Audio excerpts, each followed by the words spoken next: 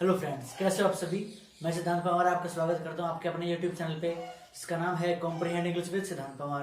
तो फ्रेंड्स, जैसा कि आपको पता है, आज अपन संडे की क्लास लेकर के आ रहे हैं और इस क्लास में मैं एक स्टोरी आपको सुनाऊंगा जिसको मैंने लिखा है, नाम दिया है मैंने होमेज टू माँ। एक माँ की महिमा अपन किस प्रकार से बखान करते हैं और माँ की जो महिमा है एक बच्चे के लाइफ में कितना वो न्योछावर करती है, अपने आप को कितना वो बलिदान देती है, एक छोटे से बच्चे की लाइफ को इरिगेट करती है, उसको सींचती है अपने ब्लड की एक एक बूंद के साथ में। तो जैसा कि आपको पता है, एक माँ जब होती है बचपन से एक बेटी के रूप में, जब वह एक परिवार में जन्म लेती है, इसके बाद में जब वह शादी होकर के किसी अगले परिवार में जाती है तो वहां पे पुत्र वधू का जो किरदार जो निभाती है वह महिला, इसके बाद में जब वो माँ बनती है तो एक माँ का रोल भी बखूबी अंदाज में निभाती है। इसके अलावा जब वह अपने छोटे बड़े बच्चों का ध्यान रखती है, उनको पालती पोसती, उनको बड़ा करती है और फिर एक माँ के रोल में, फिर एक सास के रोल में, इसके अलावा एक अपने दादी माँ के रोल में भी वह अपने आप को पाती है। इस लाइफ के इस आपाधापी के चक्कर में, इस लाइफ के हर प्रकार के स्ट्रगल्स को वो बियर करती है, सहन करती है। ठीक है, तो इसी प्रकार से मैंने एक स्टोरी को फ्रेम करा है जिसका मैंने नाम दिया है होमेज टू माँ, या we can say tribute to माँ। ठीक है, ट्रिब्यूट टू माँ। बेसिकली ये नाम मैंने इसलिए रखा है क्योंकि अपन मदर तो हर कोई जानते हैं, लेकिन माँ के नाम से, माँ शब्द सुनते ही हमारे मन से एक अजीब सी मिठास सी आती है कि इस रिश्ते के साथ में हमारा एक ऐसा रिलेशन है, इस रिश्ते के साथ में भी एक ऐसा रिलेशन है जो कि हमें कहीं ना कहीं पर बांधे रखता है इस रिश्ते की डोर के साथ में। चलिए स्टार्ट करते हैं आज की कहानी को इन चंद शब्दों के साथ में जिनको मैंने अभी आपके सामने लिखा है, दैट इज होमेज टू माँ, और you can say tribute to a mother. आज के इस दिन को मैंने, हालांकि ना तो आज कोई मदर्स डे है, ना कोई अपना जो कहें कि महिला दिवस है, ना कोई ऐसा भी इस प्रकार का कोई विशेष दिन तो है नहीं आज, लेकिन फिर भी मैंने सोचा कि क्यों ना अपनी वोकैबुलरी को, मेरे ऑडियंस की वोकैबुलरी को एनहांस करने का ये तरीका मुझे अच्छा लगेगा और आप सभी को भी अच्छा लगेगा। ठीक है, तो एक स्टोरी सुनेंगे जिसमें हम बात करेंगे एक लड़के की और उसकी माँ की कहानी के बारे में, किस प्रकार से यह कहानी आगे बढ़ती है। आप धीरे धीरे एक स्टेप बाय स्टेप वीडियो को सुनते चलेंगे, देखते चलेंगे, जिससे आपको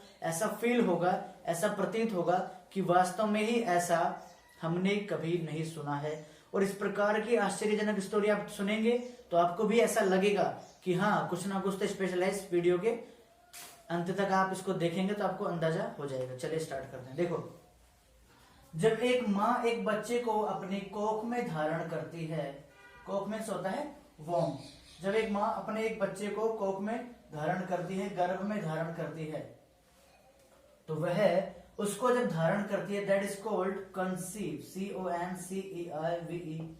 कंसीव मतलब होता है धारण करना।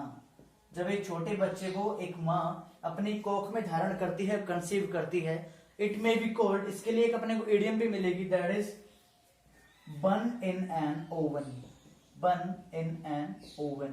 ठीक है, बहुत बार पूछा गया है एग्जाम में, what is the meaning of burn in an oven, idiom का मीनिंग क्या होता है। तो आपको ऑलवेज यूज करना है धारण करना, और you can say it conceive करना। ठीक है, चलिए आगे बात करते हैं। तो जब वह एक बच्चे को अपनी कोख में धारण करती है, अपने ब्लड की एक एक बूंद से उसको सींचती है, अपने बेटे को, उसकी जो भी संतान होती है उसको इरिगेट करती है, उसको सींचती है। ठीक है, इसके बाद में वह इतना सारा पेन बियर करती है, एक दर्द सहती है एक छोटे बच्चे को 9 महीने तक, लगभग 270 दिन तक जब वह एक बच्चे को अपनी कोख में रखती है, तो दिन प्रतिदिन उसे चिंता सताई जाती है कि कैसे मैं इसको आगे बढ़ाऊंगी, इसको कैसे पढ़ाऊंगी लिखाऊंगी, इसके खाने पीने का खर्च, इसकी लाइफ स्टाइल कैसी होगी, ये सब उसको चिंताएं खाती रहती है और बहुत सारा पेन क्या करती है, वो बियर करती है। बियर मीन्स होता है सहन करना।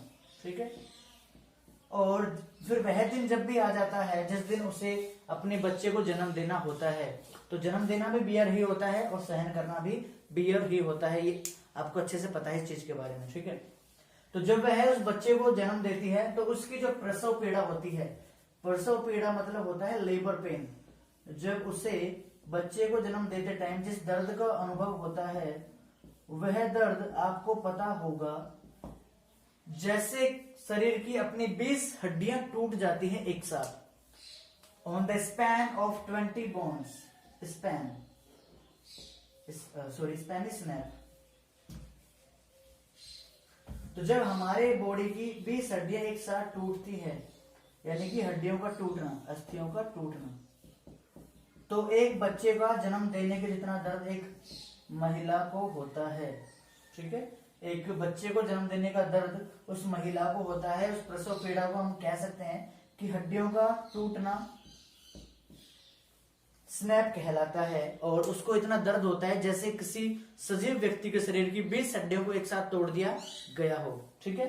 तो इस प्रकार से वो सारी चीजें अपनी लाइफ में लेकर के चलती है, इस प्रकार से वह दर्द सहती है, बहुत सारे दर्द को सहती है, और फिर आगे जाकर के वह इतनी सारी एग्नी, प्लाइट, सारी चीजें वो फेस करेगी।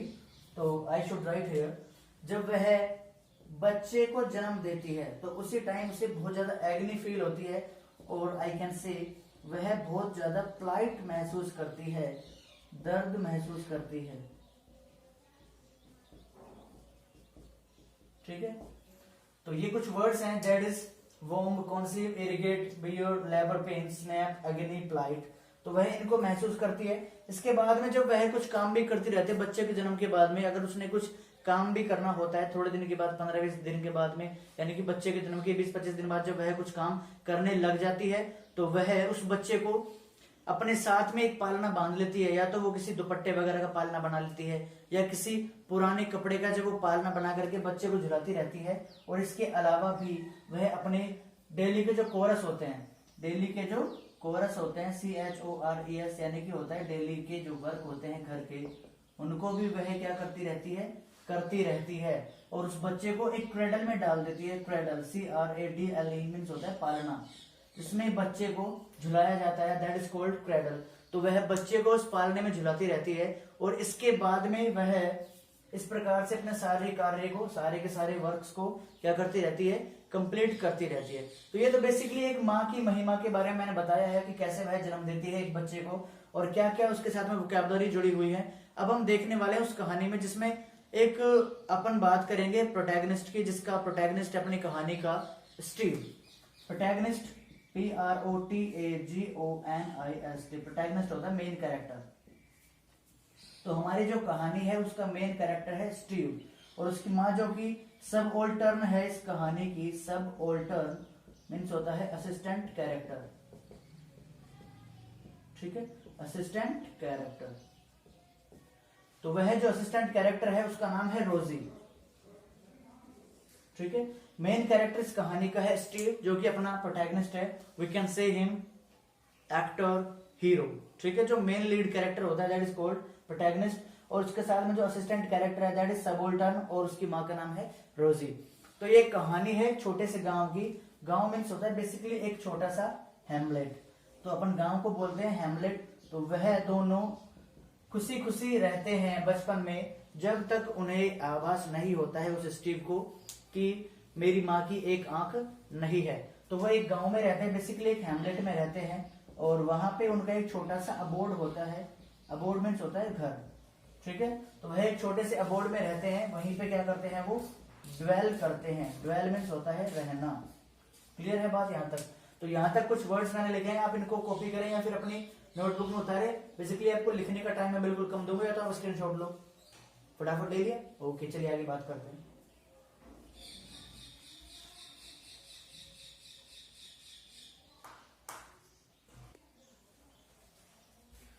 अब वे दोनों माँ और बेटे एक गांव में रहते हैं। वहीं पे होता क्या है, उस माँ के बारे में ये बताया गया है इस कहानी के माध्यम से कि उस माँ की एक आंख नहीं होती है, वह एक आंख से अंधी होती है। और जब कभी भी आप एक आंख से अंधे होने की बात करते हैं, you always use blind in one eye. इसके साथ में हमेशा आपको इन यूज करने को मिलेगा। इन तो ब्लाइंड इन वन आई, ठीक है, जिसकी वजह से वह बड़ी ही भयानक दिखती थी।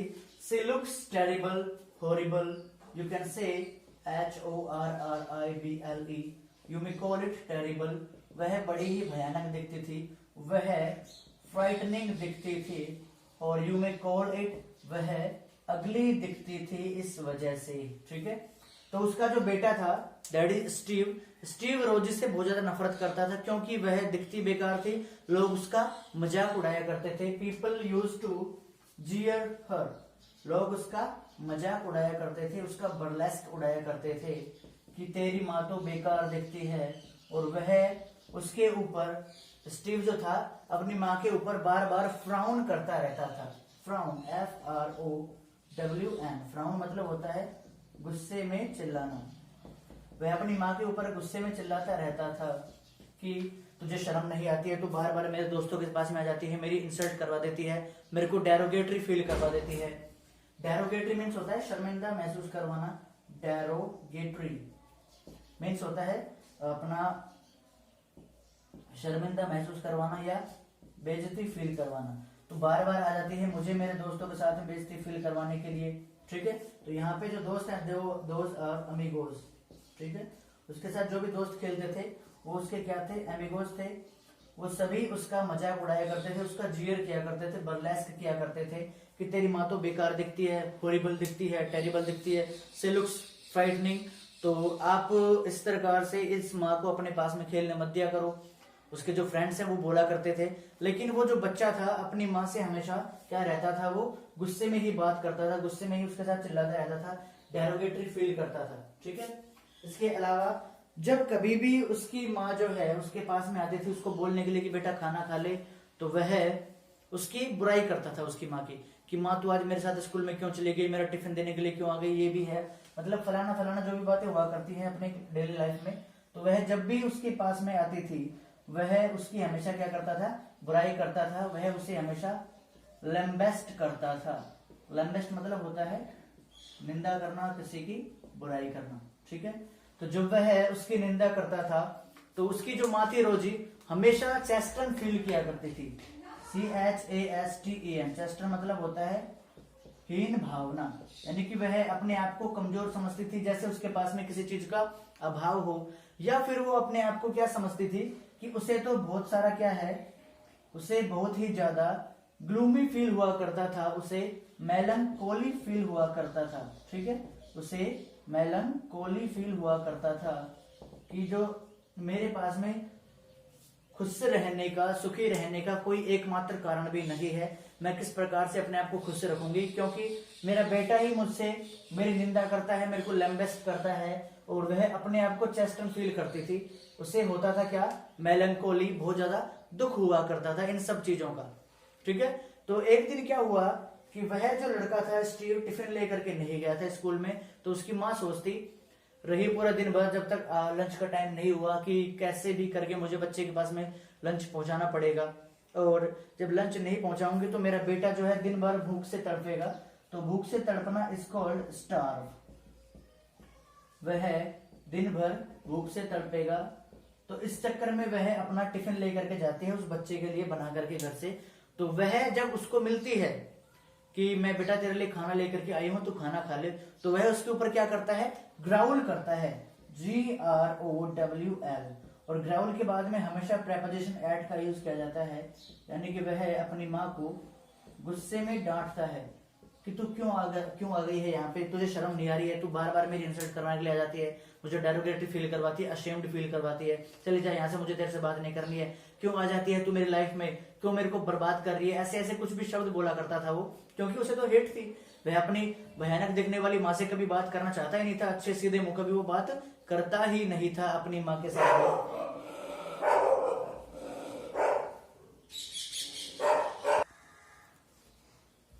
वह अपनी माँ के ऊपर ग्राउल करता है और उसे बहुत ज्यादा क्या आ जाता है, रैथ आ जाता है, WRATH, या हम कहें वैक्स आ जाता है, जिसे अपन क्या बोलते हैं, गुस्सा आ जाता है। तो वह हो जाता है गुस्सा, और इस चक्कर में वह अपनी पढ़ाई तो कर लेता है पूरी, because he was a sapient student. Sapient means होता है intelligent, we can say it sagacious student, और you may call it erudite student. ठीक है, तो वह जो स्टीव था बड़ा ही सैपिएंट स्टूडेंट था, और अपनी पढ़ाई पूरी करने के बाद में वह गांव को छोड़ करके चला जाता है, किसी अच्छे स्कूल में पढ़ने के लिए, बड़े बड़े शहर के बड़े बड़े स्कूल में पढ़ने के लिए चला जाता है। और वहां पे जब वह जाता है तो एक शानदार एल्मा मैटर में एडमिशन ले लेता है। ठीक है, शानदार एल्मा मैटर मीन्स होता है स्कूल में एडमिशन ले लेता है। You may call it school और इट मे बी कॉलेज। ठीक है, एक स्कूल और कॉलेज दोनों ही हो सकता है एल्मा मैटर। और अपने गांव के स्कूल को वो क्या कर देता है, अड्यू कर देता है। अड्यू मीन्स होता है बाय कर देना। अब गांव के स्कूल को अड्यू कर देता है और अपने घर को भी अड्यू कर देता है अपनी माँ से बोलने का। उसने कभी सोचा ही नहीं कि मैं माँ को बोलूंगा, माँ को फोन करे, माँ को चिट्ठी लिखे, कुछ नहीं करता था। वो सारे कनेक्शन उसने तोड़ दिए थे। ठीक है, चलिए और आगे बात करते हैं, धीरे धीरे आगे बढ़ाएंगे स्टोरी को, आज इसे फिनिश करना है अपने को। तो वह क्या करता है, शहर में जब वह पढ़ने जाता है तो उसे क्या होता है कि वहां पे एक क्लासमेट में, उसकी क्लास में उसकी एक क्लासमेट थी, that is she was very resplendent, जो कि दिखने में बड़ी ही ब्यूटीफुल थी। ठीक है, रेस्प्लेंडेंट मीन्स क्या होता है, ब्यूटीफुल। अब वह उससे अपनी बात आगे बढ़ाता है और उससे कर लेता है वो नप्शियल। ठीक है, नप्शियल मीन्स होता है मैरिज। वह उससे शादी कर लेता है और उनके एक छोटा सा चांद सा मुखड़े वाला लड़का भी पैदा हो जाता है। तो कुछ समय के बाद में जब उसकी माँ को उसकी याद आती है कि बेटा तो याद करता है नहीं, चलो मैं ही मिलने चली जाती हूँ। जब वो लड़का 3-4 साल का हो जाता है, इट मीन्स उसके शादी को लगभग 5-4 साल हो गए थे, तब भी वह अपनी माँ को कभी याद नहीं करता था, कभी गाँव में नहीं आता था कि मैं अपनी माँ से मिलूं, अपने हैमलेट में जाऊं, अपने पुराने दोस्तों के पास में जाऊं, अमीगोस के पास में जाऊं, अपनी माँ से पूछूं कि वो कैसी है, किस प्रकार से अपने दिनों को वह व्यतीत कर रही है। वह कुछ नहीं सोचता है इस बारे में। ठीक है, तो होता क्या है कि वह बहुत सारे दिनों के बाद में, यानी कि married number of days, married means होता है वेरी मच, यानी कि बहुत सारे, और वी कॉल इट मैनी। बहुत सारे दिन बीतने के बाद में उसकी माँ जो है वह आ जाती है उसके घर में, उसके शहर में, उसको ढूंढते ढूंढते पहुंच जाती है उसके घर के सामने। तो वहां पे चौक में जो मेन जो होता है, अपन जिसको बोलते हैं गार्डन वगैरह, तो वहां पे उसका लड़का खेल रहा होता था छोटा। तो वह उसको देख करके क्या करता है, स्क्वील करता है, SQUEAL, स्क्वील मीन्स होता है चिल्लाना। वह उसे देख करके स्क्रीम करता है, चिल्लाता है। तो जो लड़का स्टीव था वह अपने बेटे की आवाज सुन करके बाहर आता है, लंबे लंबे कदम लेकर के जल्दी से बाहर पहुंचता है। तो स्ट्राइड करते हुए बाहर आता है। वो स्ट्राइड मीन्स होता है लंबे लंबे कदम लेकर के। जब वह बाहर आकर के देखता है तो वह चौंक जाता है, वह गॉबस्मैक्ड हो जाता है, GOBSMACKED, गॉबस्मैक्ड मतलब हो जाता है, चौंक जाता है कि हाउ आर यू हियर, आप कैसे हो यहाँ पे, कैसे आए, तुमने आने के बारे में सोचा ही कैसे, यहाँ पे तुम कैसे आए हो। तो वह कहती है बेटा तुम तो याद करते हो नहीं, मैं ही तुम्हें याद करते करते यहाँ पे आ गई हूँ। तो वह जब चौंक जाता था, गॉबस्मैक्ड हो जाता था, तो वह उसे वापस वहीं से क्या कर देता है, डिबार कर देता है, भगा देता है, मना करता है अंदर आने से, उसको बिठाता भी नहीं अंदर, और वह वापस से बेचारी अपने गांव में चली जाती है। ठीक है, जब वह गांव में चली जाती है तो एक दिन क्या होता है, वह बेचारी दुखी हो जाती है। इस प्रकार से सारी प्रॉब्लम्स को सहन करते करते, सारे दुख दर्द को सहते सहते वह हो जाती है परेशान। ठीक है, कि मेरे बेटे ने मेरे को ठुकरा दिया है, उसने मुझे जिल्टेड करार दे दिया है, मुझे स्पर्न कर दिया है, SPURN स्पर्न कर दिया है, मुझे जिल्टेड कर दिया है, मुझे अपने घर से निकाल दिया है, मुझसे बात नहीं करता है। ऐसी ऐसी सारी सिचुएशन उसके मन में आती रहती थी। तो वह बार बार इसी प्रकार के ख्याल जब उसके मन में आते थे, वह फील करती थी सिमेरियन, CIMMERIAN, सिमेरियन मीन्स होता है दुखी। फिर एक बार क्या हुआ, जो स्टीव था उसके स्कूल से ऑर्डर आया था कि पुराने जो भी स्टूडेंट्स थे, जो भी सारे एल्यूमिना थे, जो भी सारे एल्यूमिनी थे, एल्यूमिनी मीन्स होता है एक्स स्टूडेंट। अगर कोई लड़का एक्स स्टूडेंट रह चुका है दैट इज कॉल्ड एल्यूमिनस, और अगर कोई लड़की है तो वह होती है एल्यूमिना। ये सारे होते हैं कैसे, एक्स स्टूडेंट, अगर बॉय है तो एल्यूमिनस, गर्ल है तो एल्यूमिना। ठीक है, यू मे कॉल इट, अगर आप सेंटेंस में यूज करोगे तो अगर मैं बात करूं, मैं कॉमर्स कॉलेज का स्टूडेंट था, तो मैं कह सकता हूं I was the alumnus of commerce college Rajasthan Jaipur. ठीक है, तो इस प्रकार से उनके पास में एक गेट टुगेदर पार्टी होती है, वो सारे वहां पे आने के बारे में सोचते हैं, सारे उसके जो फ्रेंड्स हैं। तो वह जो है स्टीव अपने गांव में जाता है, अपने हैमलेट में जाता है, वहां पे वह जाकर के पूछता है सभी से। जब अपने घर पे पहुंचता है तो उसे अपना घर का जो हाल था वो बड़ा ही डायलैपिडेटेड दिखता है। उसे अपने घर को जब देखने पे ऐसा महसूस हुआ कि उसका घर तो एक खंडर के समान हो रखा है। डायलैपिडेटेड मीन्स घर एकदम विनाशकारी, मुद्रा में पहुंच चुका था, विनाशकारी स्थिति में पहुंच चुका था, वह जाकर के देखता है अपनी माँ को वहां पे नहीं पाता है। ठीक है, पार्टी वार्टी करने के बाद में जब वह सोचता है चलो मिल लेते हैं माँ से भी, बहुत दिन हो गए मिले हुए, क्या पता मर रही है कि जी रही है, चलो देख तो लेते हैं कम से कम। तो वह वहां पे जाकर के अपने घर को डायलेपिडेटेड कंडीशन में पाता है और लोगों से पूछता है कि where is that lady who was blind in one eye, वह महिला कहाँ है जो कि एक आंख से अंधी है। दे से वे कहते हैं she is no more in this world,